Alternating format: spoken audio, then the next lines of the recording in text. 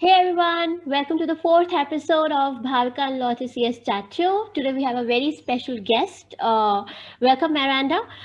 She works as a Senior Vice President of Customer Success at Swiftly, and I'm really delighted to invite you over this chat show. How are you, Miranda? I'm doing good. How are you guys doing today? Doing really I'm good great. too. Wonderful, wonderful. Thank you so much for having me. It's such an honor. I'm very happy to be here chatting with you. Thank you, Miranda, for accepting the invite and coming over. So today we'll be discussing a topic which is called management of an enterprise account, which is of course very important for a customer success manager. There are many accounts that you handle. Of course, you handle an enterprise account, you handle a small business account and stuff. But with enterprise accounts, there's a whole lot of attachment that's there, even at the company level, then at the CS level as well, then of course department level and sales level and stuff.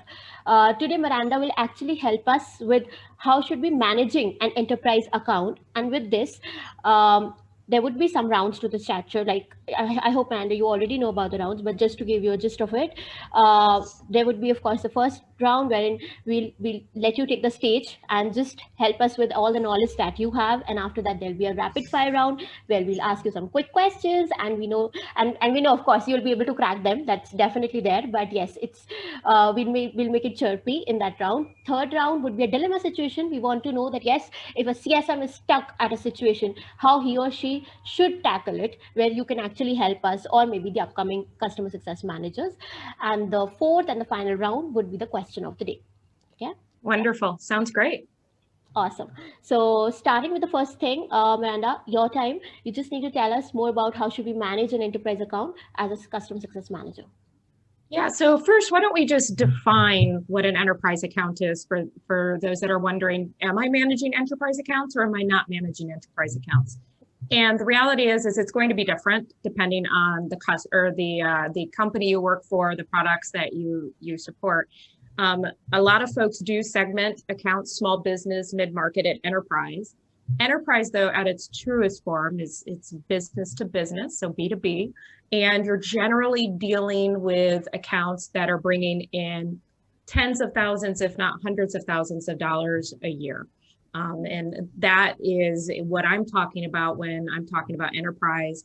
For me, it's generally anything over $150,000 a year in revenue.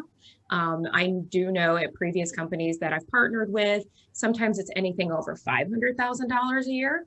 And if you're a smaller company, and let's say you have small business is $9.99 a month, enterprise for them could be, $10,000 a year, because that's a very large account for them.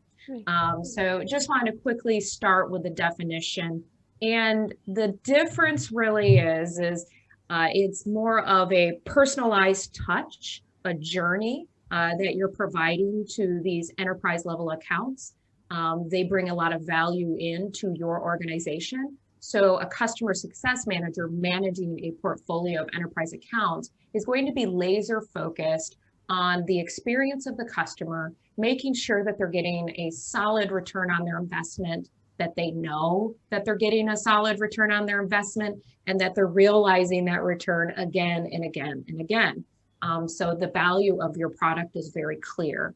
In a lot of enterprise accounts or a lot of enterprise products that serve enterprise accounts, you do have to have a heavy orchestration, relationship driven conversations. Right. And if I actually ask about from a point of view of customer success manager, when there are so many accounts that they're handling, for example, I have a portfolio of maybe 100 plus accounts, which is of course too much, but and maybe from those 100 accounts I have 10 or 15 accounts that are enterprise accounts. How should I prioritize all these accounts? How should I segment these accounts? That's a really good question. So one, definitely partner with your leadership to think about segmentation and the expectation of communication they have with your customers, to kind of back into it. Take a look at your overall customer base and say, if I want them to have this kind of experience, these are the activities I need to do in order for them to have this experience. What do I need to do with my portfolio to be able to make that experience happen for those accounts? So instead of saying I have 100 who gets attention today, you look at it and you say, I have 100. This is the experience this 50 is going to get. This is the experience this 25 is going to get. And this is the experience this 25 is going to get. And maybe this 50, your small business accounts, they're going to probably have more of a one-to-many experience, maybe a little bit of tech touch, maybe a little bit of, education drip campaigns. And maybe your mid-market kind of is in the middle. They get peppered with, some education drip campaigns, one-to-many outreaches, but also maybe they hear from you once a quarter around the ROI that they're achieving. Whereas your enterprise or your other 25, that's the larger end of your base, you're probably talking to more frequently, whatever that may be, if it's weekly, if it's monthly, and you have set goals and you have, an agreed upon cadence of conversation. And if you kind of think about it that way, instead of I have this 100 accounts and it ranges from $9.99 up to, $500,000 in revenue, segment them out and then think about the experience and what you want them to feel, what you want them to achieve, and then think about how you can get that. Yeah, it's true that not every customer needs the same experiences, needs the same attention. It's true that you have to segment them and see what kind of experience that they need. Yeah, absolutely. And also just to add to that, not every customer wants that kind of attention. No, that's true. Yeah. I have on the daily, I probably use 7 different SaaS products. Some I spend quite a bit of money on, some I don't. Do I want a customer success manager for something that should just work reaching out to me monthly? No, I don't have time. I don't have time for that. But do I want the one where I spend a lot of money and maybe there's complex workflows and maybe it's mission critical for my success in my organization reaching out to me? Yeah. I would like that partnership if it's going to help make me successful as a consumer and as a customer, and it's going to make me shine in my organization. Absolutely. But I have limited time, so I don't want all 7 customer success managers reaching out to me to talk to me. Just send me a drip campaign with the tips that I need to know to make sure I'm getting a return on investment on the ones that I spend less money on. True. Also, Miranda, since we are on this, there's just one question that always excites me. When we are doing this prioritization on the basis of the accounts, there could be multiple metrics that a CSM can take into consideration. Also, it depends upon the business that you're into, the company for which you're working and stuff. But I always see people getting a dilemma that which metric they should look out for. Should it be an ARR or MRR metric, or it should be lifetime value, or it should be logo? Is there any specific tip or anything that you would want to help us with here? Yeah, I mean, look, there's no one size fits all answer for this. I think it depends on what you're trying to solve for at that time in your organization. Okay. If you have a churn issue, you need to be focusing your CSMs on, the number, the pie in the sky number around renewals and backing into the churn and figuring out why you have churn, right? So you're going to laser focus there. If you have, if you're trying to solve for growth, net retention is gold. So you're going to want to understand how many upsells are coming out of this relationship and how they're growing. Lifetime value is always important to look at. You should always be looking at that. But take a look at the issues that you're solving for and what's going on in your business and center the company, not just customer success, around those goals. My team, we are gross renewals, net retention, NPS, time to first value. Those are the four guiding points that we've used for at least the last year and a half, and the things that really drive our activities and our behaviors. Got it. Awesome. Thanks for sharing this tip, Miranda. And with this, of course, we can move to the second round, which is called the rapid fire round. I give this over to Lotte. Yes, it's yours. Yes. So our first question is, you already touched on it a little bit, but how do you adapt your communication to an enterprise account? Yeah, so adapting your communication to an enterprise account is important. First and foremost is you should set up expectations out of the gate of what that proactive communication is going to look like.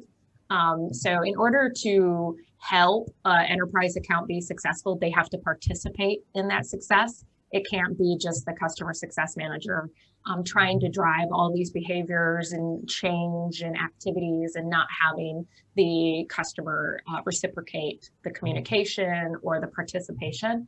So set that expectation right out of the gate, right when you're onboarding them. Like, we will be meeting monthly, and I'm going to send you a recurring invite. You'll have that on your calendar. There will be occasions that we may not have a meaty agenda, but then there will be occasions when the agenda is very meaty. And so it's really important that we both participate in that. Set up goals with them, track them together, and show ROI early and often. This all drives the communication. If you have a goal, and I'll just use the example of if you are purchasing at an enterprise level, an electronic signature product, which I worked for HelloSign before, and you want to drive efficiencies through your organization, you would start, of course, by measuring how much time it took to do that activity beforehand, and then how are you going to manage the change throughout the organization.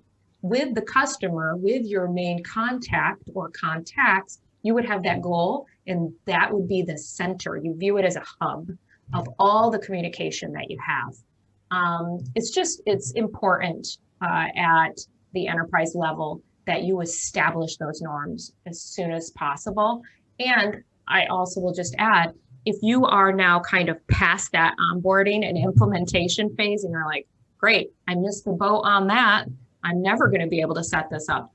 It's never too late. So you can go back in and reset those norms and say, hey, we have a renewed focus on, whatever, change management or making sure you're getting the most value out of our product. And I would love to set up a regular cadence conversation with you and goals and all of this. You can do that even after the fact, but it's easiest if you do it out of the gate. Yeah. Right. Okay. The second question, what do you like most when managing an enterprise account? Yeah, really, you get to build those relationships at a much deeper level than you do when you have a small business or the digital touch or tech touch accounts. It's kind of, you feel the impact more personally. So I really love it. I love the relationship component of it. And I know customers' dogs' names and kids' names. And so you really do develop and build that relationship. And that's very rewarding. Yeah. Yeah.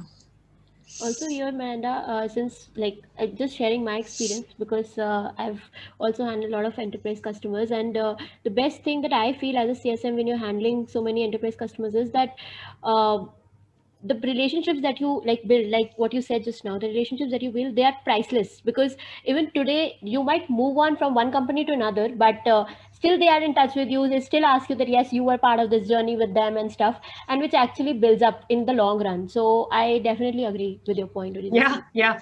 I'm still in touch with customers. I have a couple that I've kept in touch with from 10 years ago. How crazy is that? Of course it's LinkedIn, but we still see each other on that social media platform. It's an awesome thing. We can totally relate. Yeah. Okay, moving forward with the next question. What do you like the least when managing an enterprise account?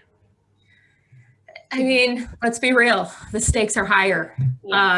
It makes things a bit more stressful, and there's just a lot of complexities to navigate. You're usually dealing with a lot of revenue, and you are, dealing sometimes with more complex integrations of your product, which can be fun for some, but can create stress and technical nuances for others. So it's just, higher stakes. It's not that I don't like it. It's just, that's the reality of it. Yeah, I definitely agree with you on that, Miranda. Like, I remember when I used to handle enterprise accounts, it was like I used to literally go crazy with so much of work around it. And then, of course, the implementation bit. Then there are so many stakeholders inside the company. Yeah. You need to reach out from one person to another and stuff. And it used to take so much of time. That's the very key reason that these days customer success managers are also differentiated. Like, there's specific CSMs that are hired just for enterprise accounts, because a Yes. CSM who's handling enterprise account, he's like swamped up with work. He might not be able to give time to the other accounts. So that's why they Yeah. started differentiating. I definitely Yeah. agree.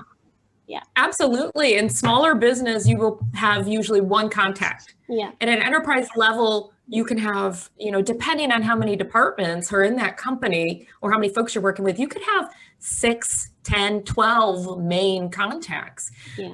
But that's why you have the account ratio much lower, because, a small business CSM, you could manage, 50 accounts and maybe talk to 10 people a year. But enterprise, you could manage 6 accounts and have 50 contacts. Yeah. So, Very rightly said. Also, like, since we are on this, Miranda, the next question actually talks about this, that does everything take more time when handling an enterprise account? Like, I know, like, I've also been into into those shoes, but do you think everything actually takes time? Is there something that is very smooth with enterprise and not so smooth with the others and stuff? I don't know if it takes more time. It's just you're investing your time differently.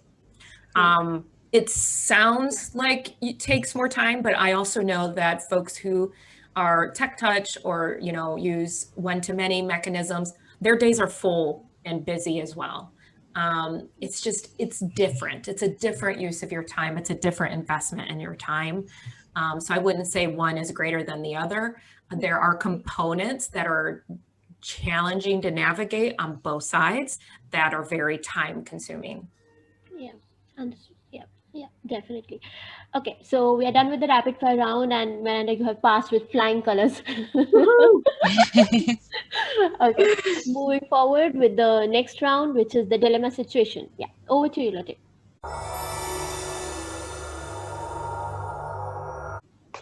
Yes, so you already mentioned in the beginning that an enterprise account is usually a very lucrative contract. What do you do when you feel that the account is not really a good fit with your company or your product? But still they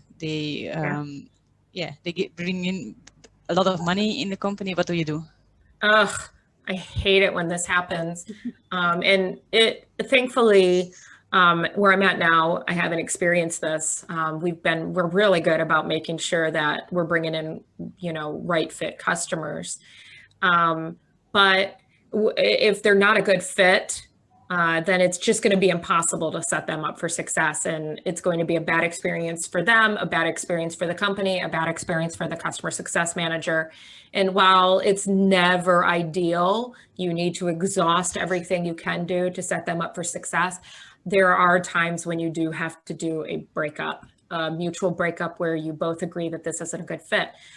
I think it's crucial to do this because, one, it's the right thing to do. Two, it helps preserve the reputation of your organization. Three, it also just keeps the door open for a potential relationship down the road, because just because they're not a good fit right now doesn't mean they won't be a good fit in the future.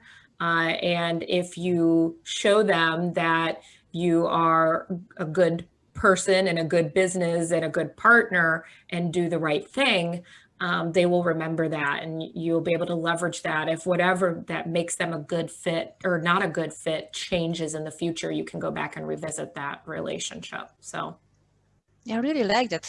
The last point I addressed too, of course, that it's true. I didn't even think about it, but then if you are honest from the beginning, it shows that they can trust you, and that you're honest and transparent and open, and it builds a relationship for maybe in the future.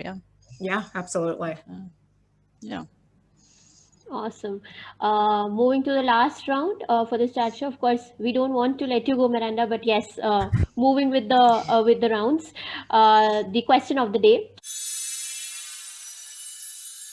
What is the main difference between managing an enterprise account and managing a small business? Of course, there are a couple of differences that we've already talked about, but what would you spot on as a major difference which actually differentiates these two accounts, and a CSM should look out for if he or she is handling, of course, both the accounts? Yeah, and I'm probably going to receive some hate mail from saying this, but enterprise customer success management, it's more strategic in nature. Yes, managing smaller accounts, you definitely leverage a lot of data to tell you, who's adopting the product, who's not. How do you, leverage your tools and systems and things like that to be able to help them? So you utilize tools and systems more than personal relationships. I feel like at the enterprise level, it's more strategic in nature because you have so many complexities going on within an organization, and you have to manage change at a greater scale. Not only are you dealing with your 6 to 10 or 12 main contacts, you're dealing with all of their teams, and indirectly trying to move the needle on change management. It's just at a different scale, and I think it requires different level of strategy. So I think that's the biggest component, in my opinion. Got it. Awesome.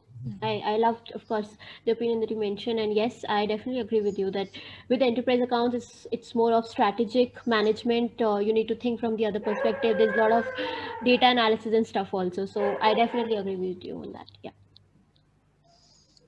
All right, great. Then we're at the end of this chat show.